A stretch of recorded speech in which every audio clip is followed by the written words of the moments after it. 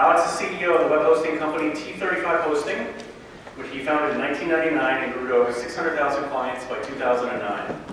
In 2011, he co-founded the advertising agency SmartSites, which manages over $20 million a year in ad spend, and this year was featured in the Inc. 5000 as one of the fastest growing agencies in the United States. Alex has been featured in Top 100 Young Entrepreneurs, Babson College Business of the Year, Business Week's Top 25 Entrepreneurs Under 25, Bloomberg, Forbes, NPR, Impact 100, Barack Obama's Entrepreneurship Initiative, and Inc. magazine. Quite a list. Please join me in welcoming Alex Melen.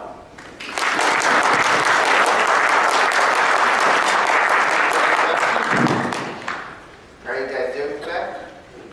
Good. A great session for you today. I know the final session between you guys and the happy hour that starts in 30 minutes. So I'll try to make this pleasant experience. I'll try to make this very educational.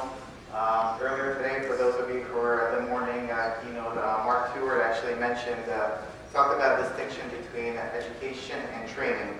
He said that training is more like a sunburn, where it hurts and then slowly fades away.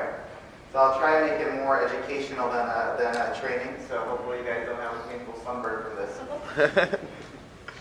So we'll start this off. So the agenda for today is we're going to talk about embracing digital, we're going to talk about online marketing, we're going to talk about measurement, we're going to have some great takeaways, and then I'll try to save some time for a Q&A, by which time the drinks will be out, so that should be an exciting Q&A. All right, let's jump right in. I have to remember I have to clicker. Let's talk about embracing digital. I'd like to start this off with a relevant example that you can kind of connect to, so it's not some distant idea that's kind of very hard to connect to personally. We're going to talk about Toys R Us. It's a very recent example. As most of you know, Toys R Us recently filed for bankruptcy protection. They almost made it to holiday season where they actually make most of their money for the year, but they were this close to making it and just didn't make it. But it's an interesting story about a company who did not embrace digital.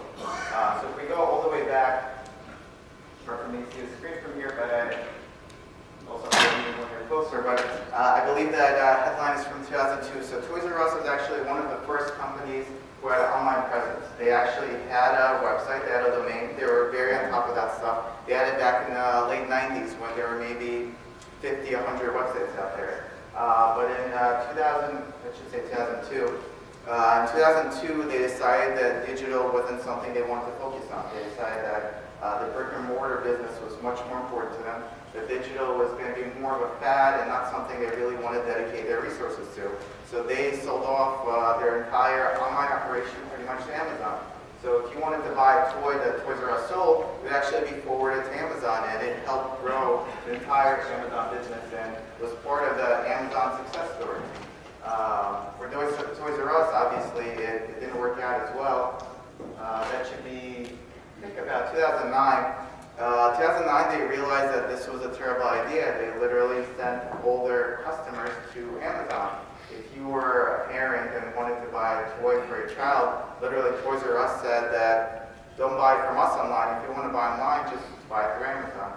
2009, they went through a very costly battle with Amazon where they pretty much said, we messed up, time to actually focus on digital. But unfortunately, even then, it was a very half-hearted effort.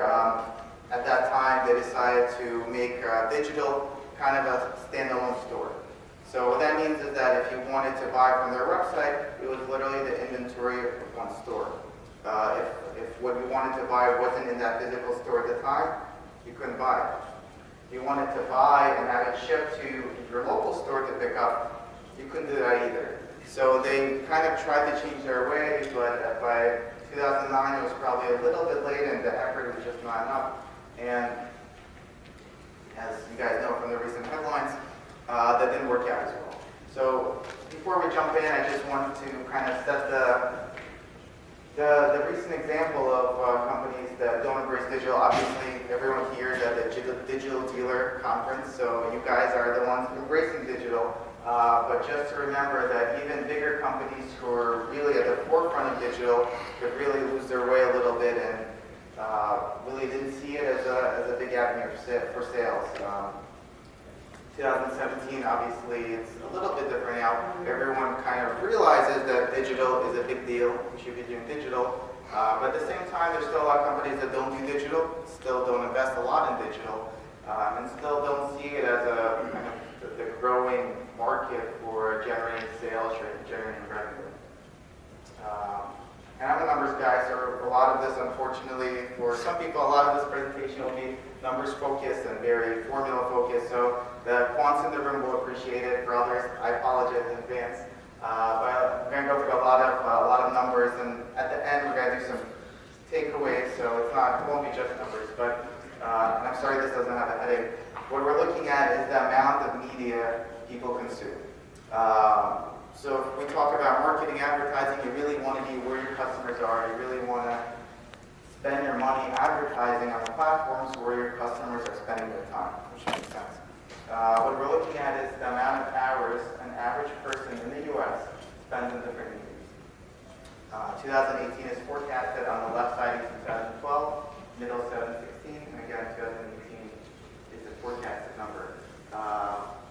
And some people don't realize that it's been growing by this much, but literally people now in the U.S. spend 6 hours a day consuming media on their cell phone. To illustrate this, I'd love to do an example. Can you get a show of hands for people who have spent more than 2 hours on their cell phone today? Show of hands, please. And please look around the audience. This is a great kind of marketing sample size. And keep in mind, right now is 5 p.m., so there's still some time in there. Show of hands, people have spent 2 hours watching TV today. Show of hands, and feel free to look around the audience. We don't have a single hand up for people who spent 2 hours watching TV today. This is a huge shift in consumer behavior. If I was doing this presentation 5-6 years ago, I would say the consumption between TV and digital would be very close to equal. Today, by the audience in the room, you could yourself judge that there's been a huge shift, and there will continue to be a shift. Gotta use the clicker. Next step after that is not only are people spending a lot more time consuming digital media, as you can see here, the advertising spend doesn't reflect that. And there's a lot of interesting analysis that come into play where there's a lot of big advertising companies that literally look for this disconnect and try to invest in the platforms that have this disconnect. Digital has a huge disconnect. Literally, U.S. media consumption, 47% of all digital consumption. This is 2016. I assure you 2017 will be higher, and I assure you 2018 will be higher. In 2016, 47% of all media consumption happened on digital. And again, this is sometimes hard to visualize. From our example that we just did, it helps. But if you think of yourself, if you come home and you see that your sink is leaking, right?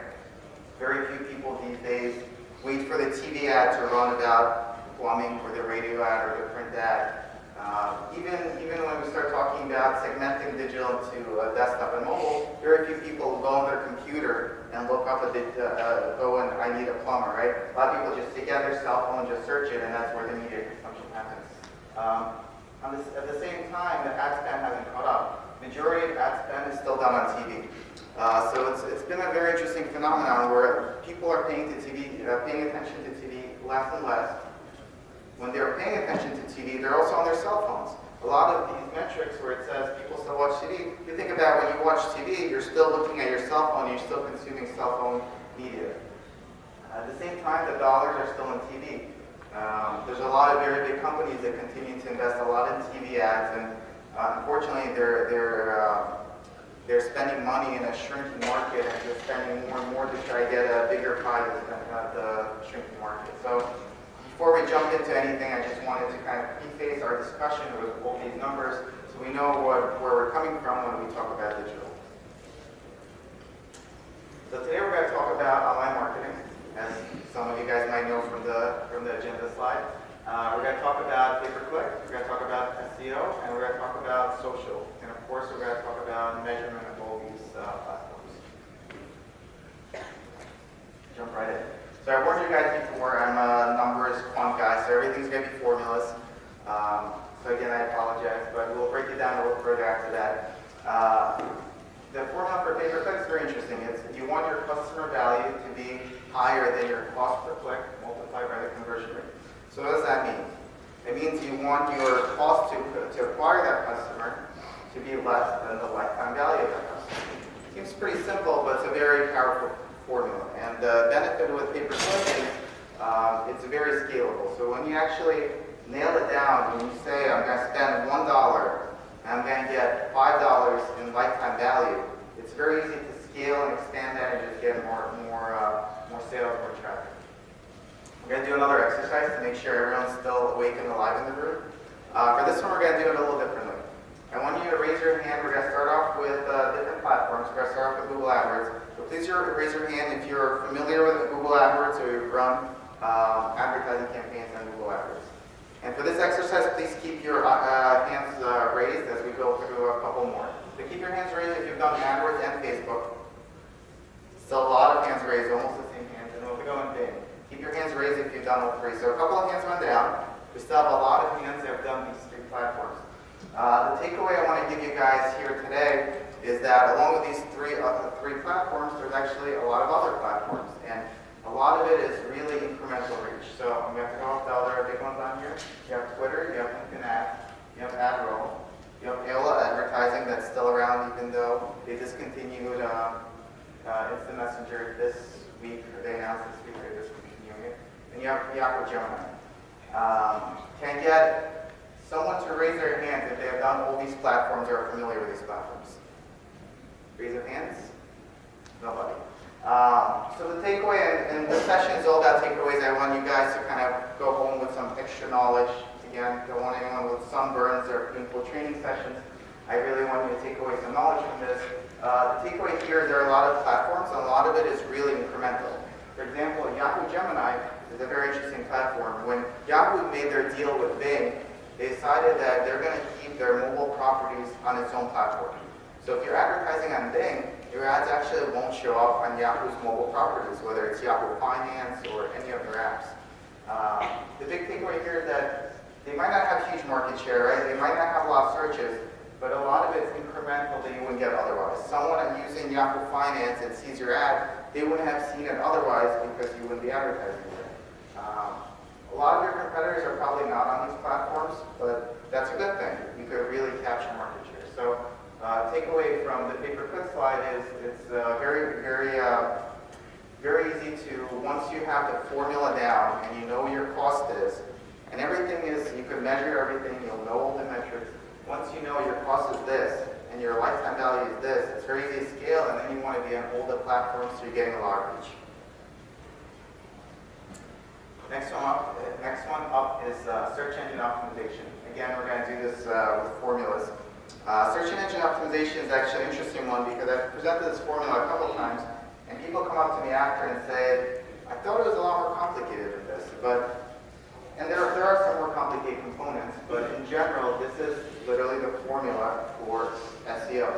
The formula is you have unique content, you have relevant links, minus technical errors. So unique content multiplied by relevant links minus technical errors. So the way it works is, in Google's eyes, what's most important is for you to have unique content on your website.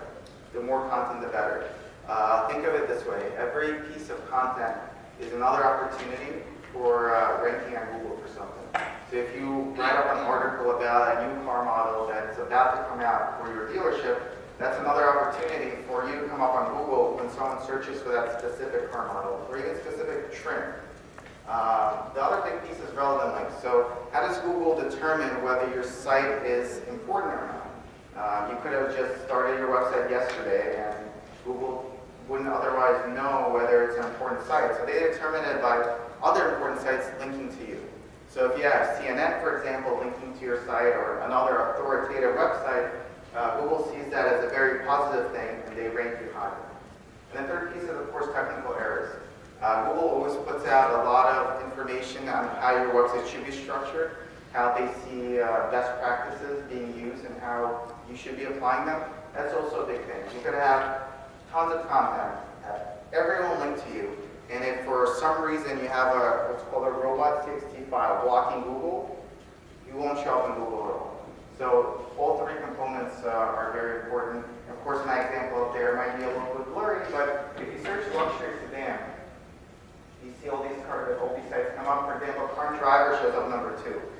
Why did they show up number 2? Literally every, not only dealership, but every brand would love to be up for that keyword, right? You have Porsche, you have Audi, they'd love to be up there. They want to be number 1, number 2. Why does car and driver show up there as number 2? Again, it comes back to the formula. They have the most unique content about luxury cars. You could go to the site, there's tools you could use. You can actually look up the amount of unique content pages they have. Number 2 is the relevant links. Again, there's a lot of tools. You could literally look up the amount of unique sites that link to them. And all this is very quantifiable. For example, you just started, let's say, a new dealership, a new brand. Doesn't really matter, but you do a Google search and you see all these guys up and you go, how do I rank there? Literally, there's third-party tools. You could look up and you could see exactly how much content they have, exactly how many links they have, and you could say, this is what I need to get here. This is the strategy. I know I need 1,000 pieces of content. I know I need 1,000 sites to link to me. And let's put together a roadmap together. Social media. So social media is probably one of the newer platforms. It's been around for a while, but it hasn't really been used for a lot of companies for a long time. This, I feel like, could also be explained with a formula of followers times engagement. And I'll give you an example of why that formula is important. If you have a lot of followers, let's say you decide that Twitter is your most important platform, you have 10,000 followers. If no one engages with your content, that means really nothing. You can push out all the content you want, but those people just stop using Twitter, or they might not even be real people. A lot of social media, unfortunately, has blogs and all of that. It really has no value. You could be spending a lot of time and money investing in social media, but you're really pushing out content to no one. The real big effect of social media is when other people start engaging with your content. So you might have, other extremes, a lot of followers. Let's say you have 100 followers on Instagram. That's not a lot. So you have 100 people who see your content. But if they start engaging with your content, if they start liking and sharing it, all of a sudden your reach is amplified. If you have one person that has 1 million followers that shares your ad because they thought it was funny or creative or whatever it is, all of a sudden your reach is amplified thousands of times past your original followers. And some quick tips, as always, I like to give people some takeaways, and we'll have a summary slide in that. Quick tips of things you could do to make this better.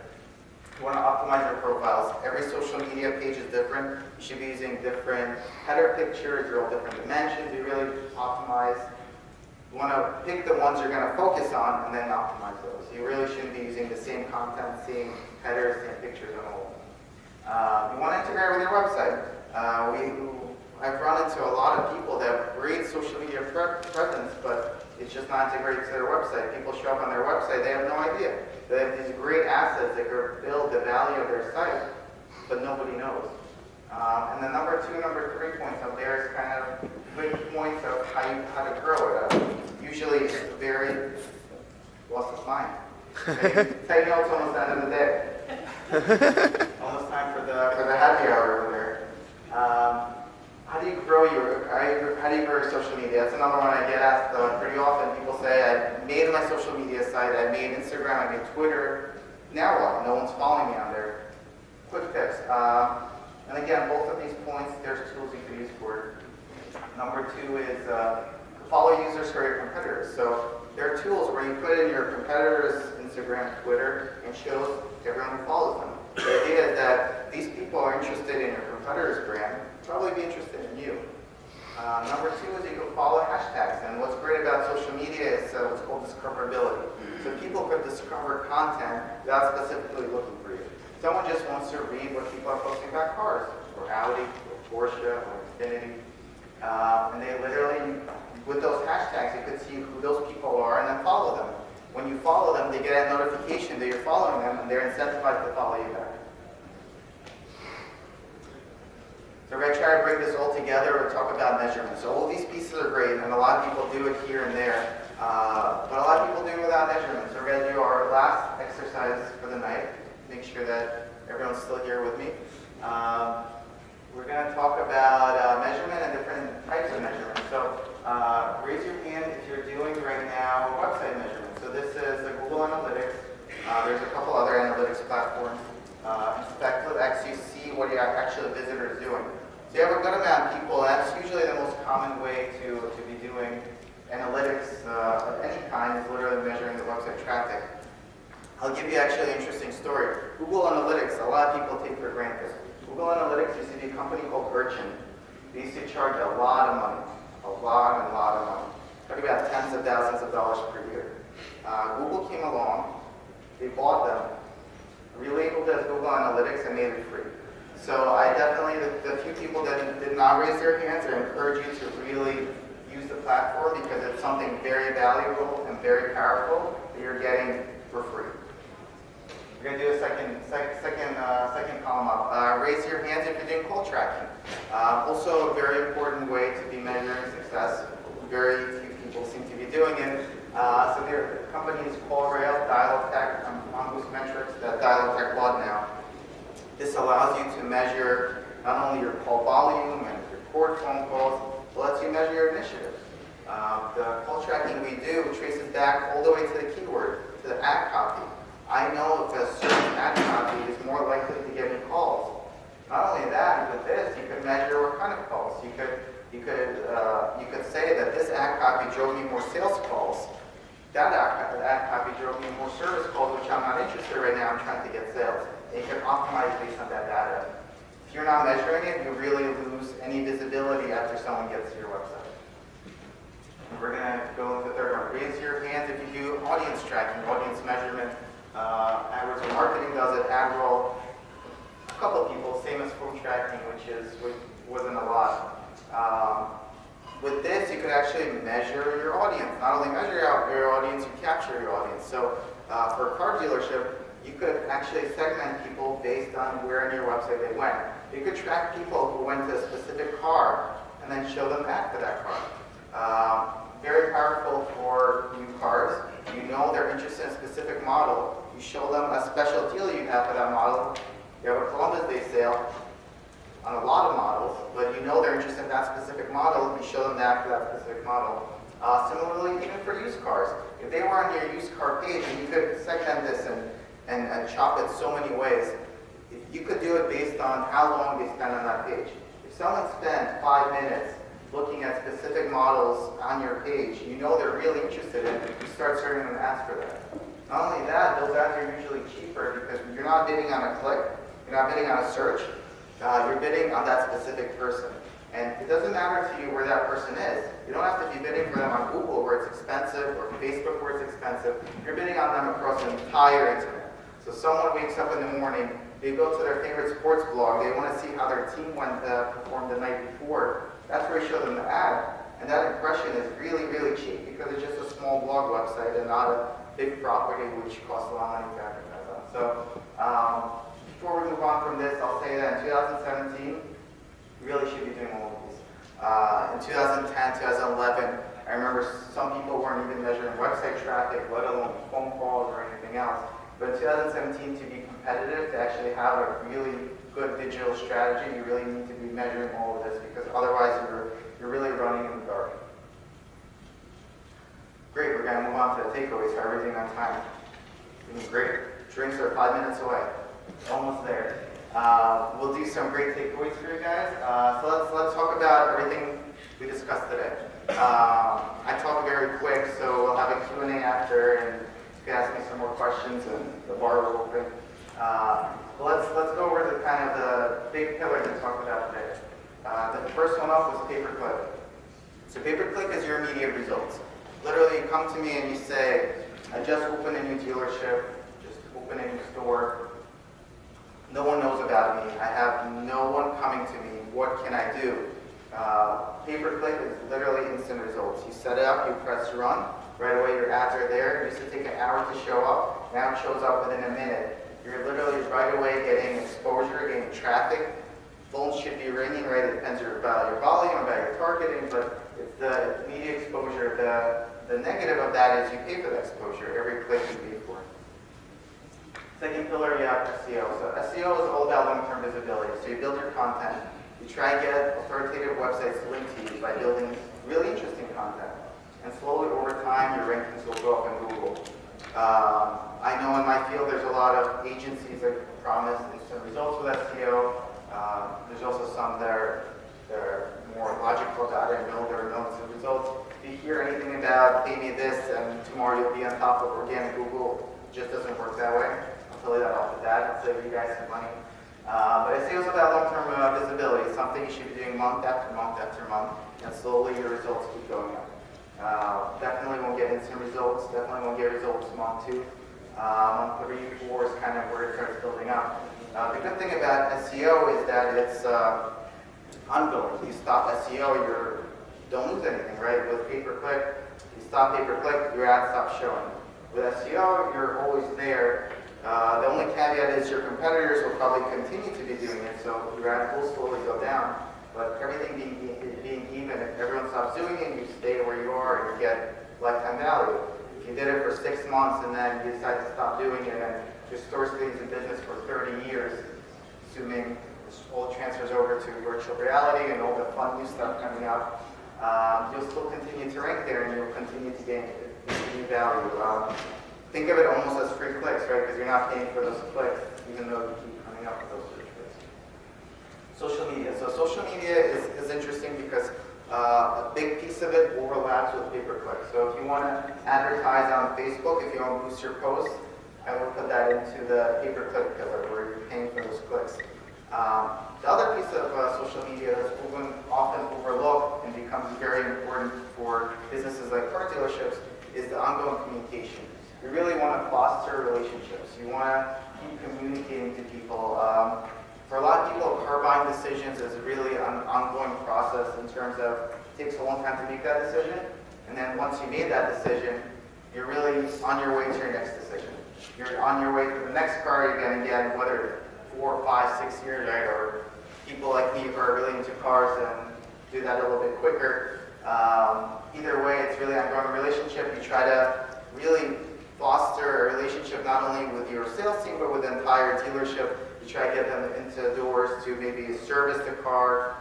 You can have holiday parties, right, where your past customers come in and you really foster a relationship. So that's how I see social media, really ongoing communication.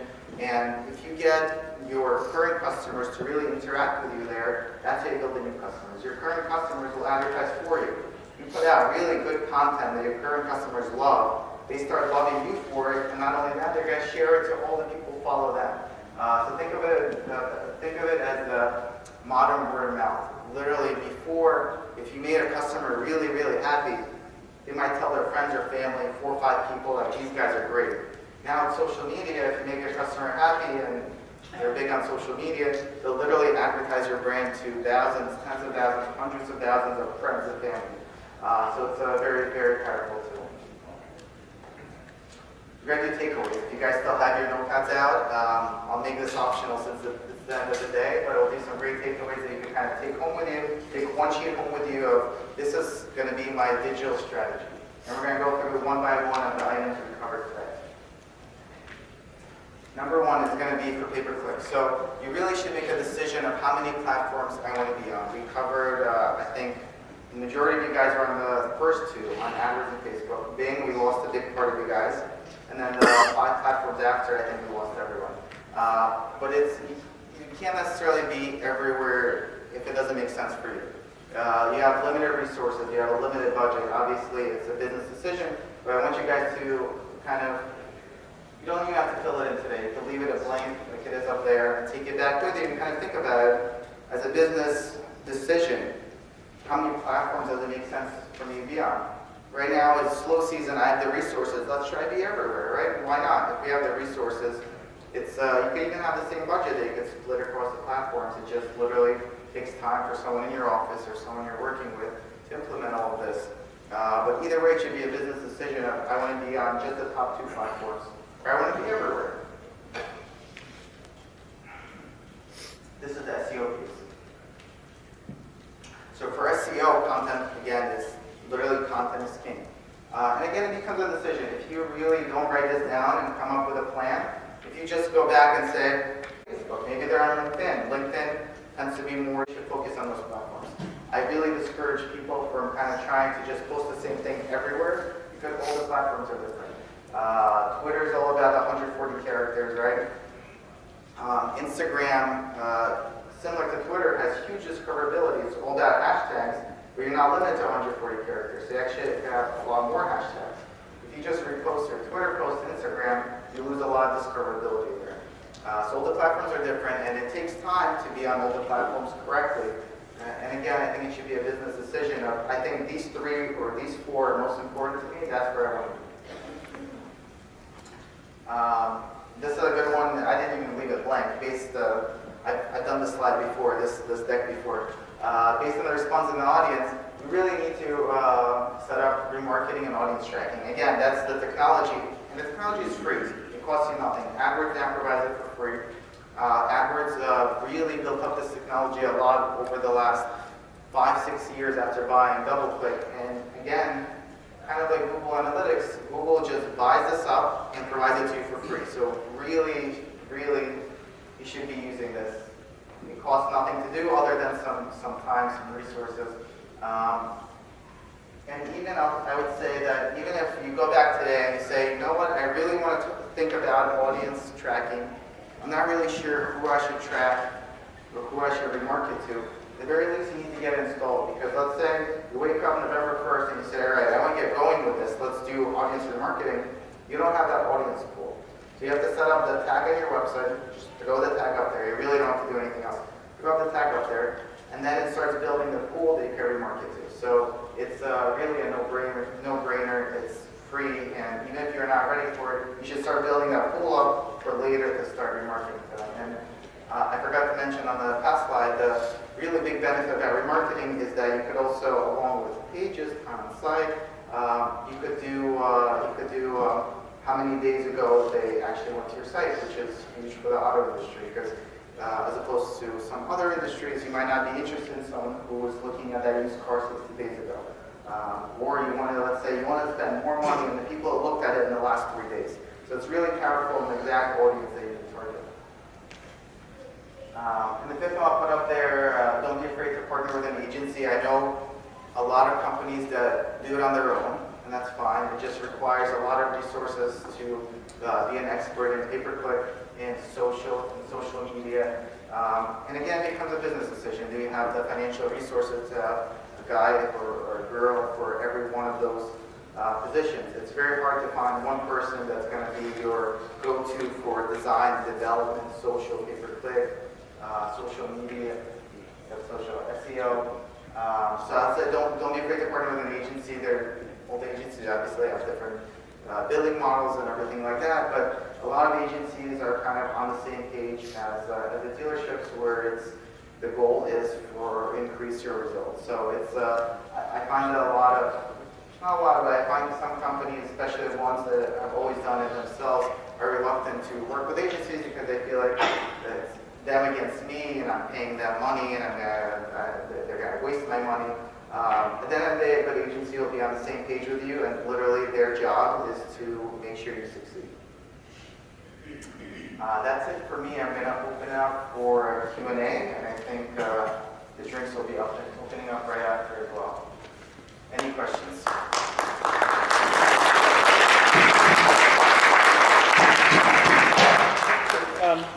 The remarketing was interesting when you talked about being able to cherry pick. Yeah. My thinking of the remarketing is we start with the tag, we get a pool, Yes. and then we have a campaign that we Yes.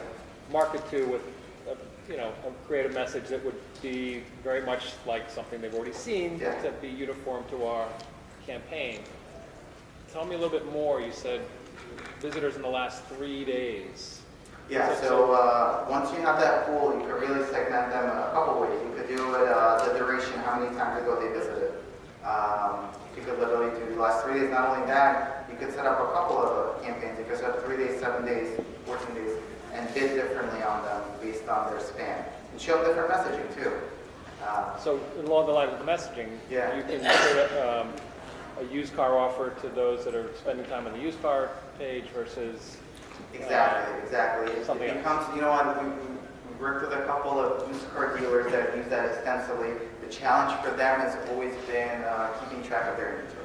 So it's a dual-edged sword. It's a very powerful tool if if you have the data feeding into it to back it up. For example, if you don't update your inventory, used car inventory, if you update once a week, you're going to be advertising a car that doesn't exist anymore. So that's kind of the risk with that, but definitely you could do some very targeted stuff, and it's very cheap. Not only is it cheap, if you're doing it with AdWords or even DoubleClick, which is not going to exist for much longer, you pay per click. So you're not paying for the impression. So let's say you're remarketing your guys with a very specific offer. They see the offer, they come into your store. It might not even cost you anything because they didn't click that. Not only that, it's as in my previous career when I worked at Publicis, we learned that they actually spend more of their money on that than result-driven advertising. It's all about brand building. You build capability, you build awareness, you build top of mind awareness. Think about the big brands, the Coca-Cola, the Walmarts. Those are the most important metrics to them. If you're thinking of, oh, I'm getting thirsty, Coca-Cola wants you to think of them first, so they use those kind of ads to kind of remember me. And again, with